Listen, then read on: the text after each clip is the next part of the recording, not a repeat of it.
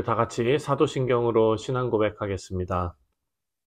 전능하사 천지를 만드신 하나님 아버지를 내가 믿사오며 그 외아들 우리 주 예수 그리스도를 믿사오니 이는 성령으로 잉태하사 동정녀 마리아에게 나시고 본디오 빌라도에게 고난을 받으사 십자가에 못 박혀 죽으시고 장사한 지 사흘 만에 죽은 자 가운데서 다시 살아나시며 하늘에 오르사 전능하신 하나님 우편에 앉아 계시다가 저리로서 산 자와 죽은 자를 심판하러 오시리라.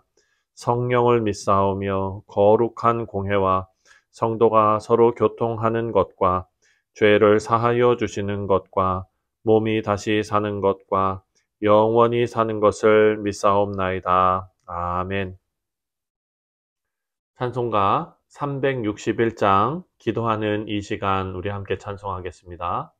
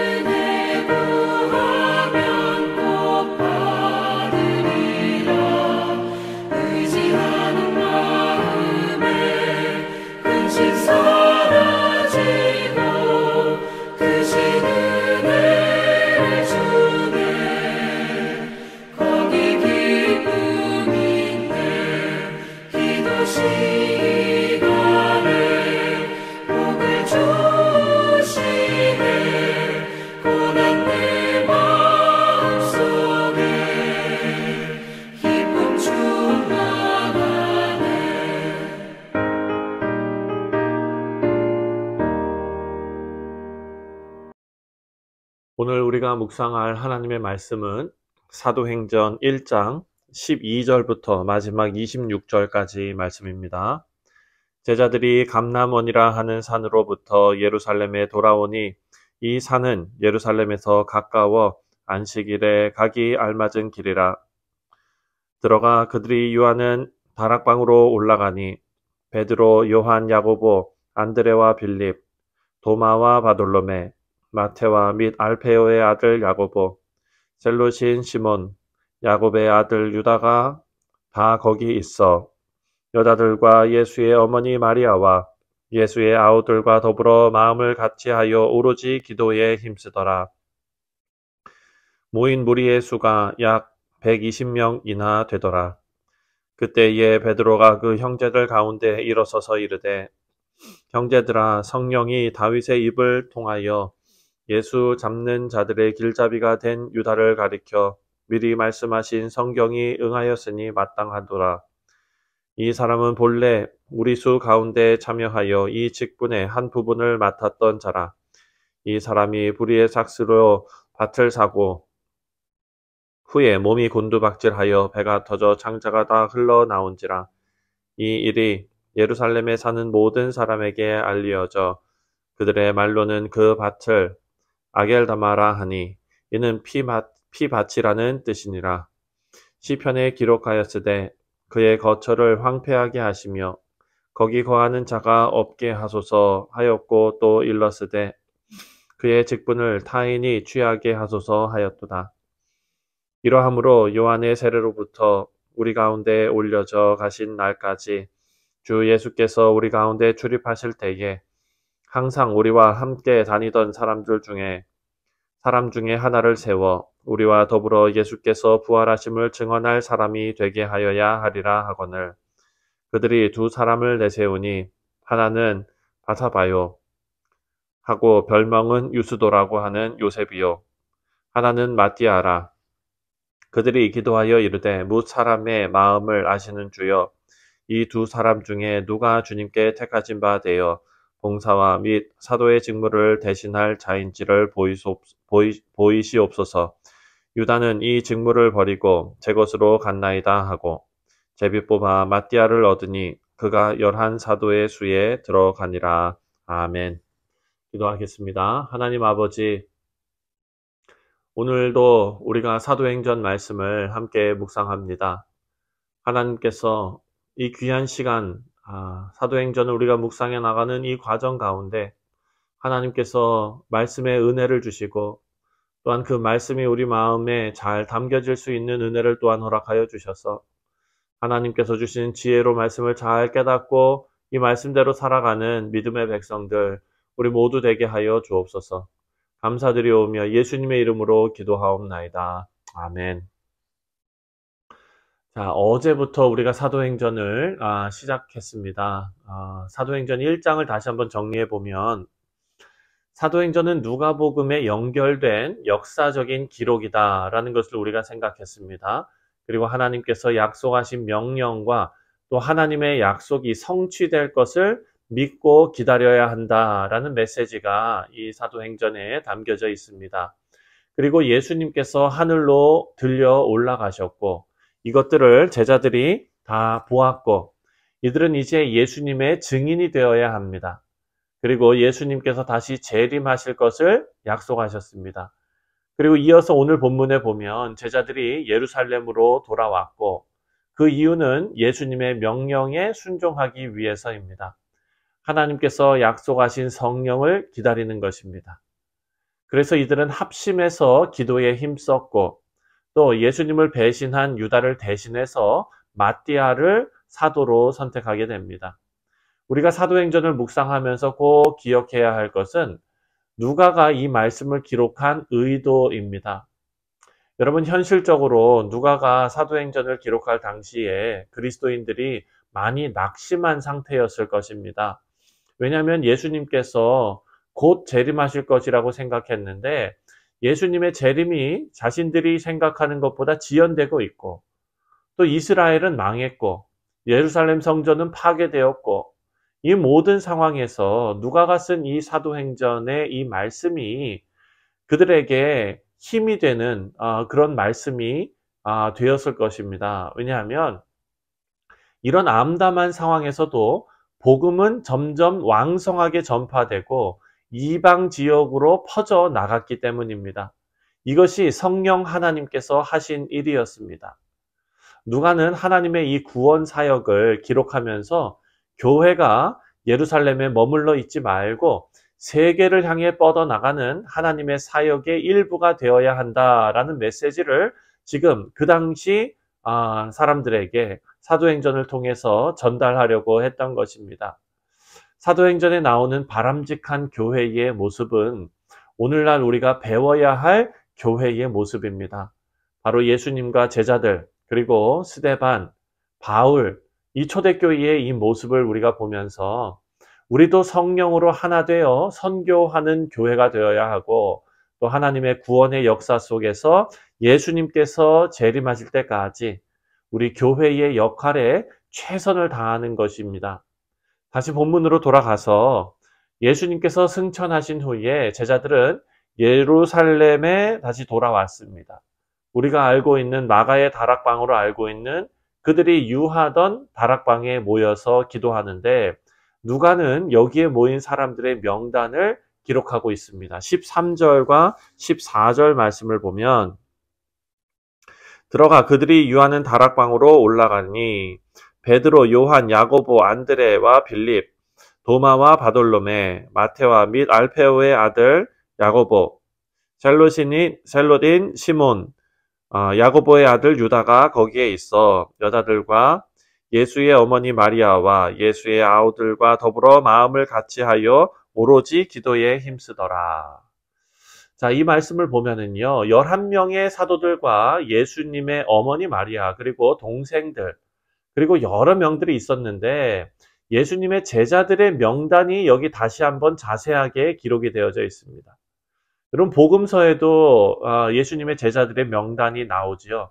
그 복음서에 나오는 그 제자로 부름받은 그 사람들의 명단이 복음서에 기록되었다면, 지금 이 사도행전에 나오는 제자들의 명단은 3년 동안 예수님 밑에서 훈련의 과정을 마친, 이제 사역을 감당해야 할 사도들의 명단이다라고 우리가 볼 수 있습니다. 따라서 여기에는 제자로 부름받았지만 사탄에 쓰임받고 스스로 목숨을 끊은 가롯 유다의 이름은 빠져 있습니다. 사랑하는 성도님들, 사탄은요, 우리가 하나님 나라를 위해서 헌신하는 것을 정말 싫어합니다. 어떻게 해서든지 우리를 실족시키려고 애를 쓸 것입니다. 주님 안에서 훈련받고 사도로 사역하게 된 제자들처럼 우리도 신앙 안에서, 믿음 안에서 잘 준비되어서 하나님 나라를 위해서 쓰임받는 우리 복된 성도님들 다 되시기를 주님의 이름으로 축원드립니다. 예루살렘 그 다락방에 모인 사람들의 숫자가 120명 정도 되었다라고 기록하는데요. 이들은 여기에서 모여서 기도에 힘썼다라고 말씀이 증거합니다. 이 방에서 기도한 사람들은 함께 기도했습니다. 합심 기도입니다. 마태복음 18장 19절 말씀을 보면은요, 이런 말씀이 나옵니다. 마태복음 18장 19절에 진실로 다시 너희에게 이르노니 너희 중에 두 사람이 땅에서 합심하여 무엇이든지 구하면 하늘에 계신 내 아버지께서 그들을 위하여 이루게 하시리라. 아멘. 여러분, 마음을 모아서 하나님 앞에 기도할 때 하나님께서는 기뻐하십니다. 우리 사랑하는 성도님들, 우리 교회도 서로 사랑하는 마음으로 한 마음이 되고, 또 성령 하나님의 역사하심으로 한 마음이 되어서 하나님께 합심하여 기도할 때에 하나님의 선하신 뜻이 우리 교회에 이루어질 줄 믿습니다. 여러분, 우리가 말씀에 사용된 이 기도에 전혀 힘쓴다는 말, 여러분, 전혀 힘쓰다의 이 의미를 그대로 직역하면 어떤 일에 몰두하고 전념하고 헌신하다라는 뜻입니다. 딴 생각을 하는 것이 아니라, 다른 동기를 가지고 있는 것이 아니라 세상에 속한 마음을 다 버리고 하나님과 하나님의 역사에 전심을 기울였다라는 뜻입니다. 여러분, 오늘 우리가 이 말씀을 묵상하시고 교회에서 여러분들께 공동의 기도 제목을 드려서 함께 합심해서 기도하실 때에 우리가 오직 하나님께만 집중할 수 있기를 바랍니다.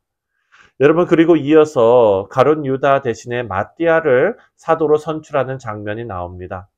이런 결정을 하게 된 것은 바로 기도의 힘이었습니다. 기도를 통해서 어떤 뜻이 환상처럼 보여지는 어떤 신비한 일이 일어난 것이 아니라 하나님께서 선한 뜻으로 기도할 때에 하나님께서 이 공동체에게 하나님의 지혜를 주셔서 올바른 일을 하게 하신 것입니다. 베드로가 일어나서 사도를 충원해야 한다라는 의견을 말할 때에 자신의 어떤 권위를 드러내지도 않았고 자신이 수제자라는 그런 권위를 앞세워서 이 일을 하지 않았습니다. 16절을 보면은요. 16절에 형제들아, 성령이 다윗의 입을 통하여 예수를 잡는 자들의 길잡이가 된 유다를 가리켜 미리 말씀하신 성경이 응하였으니 마땅하도다. 이렇게 말합니다.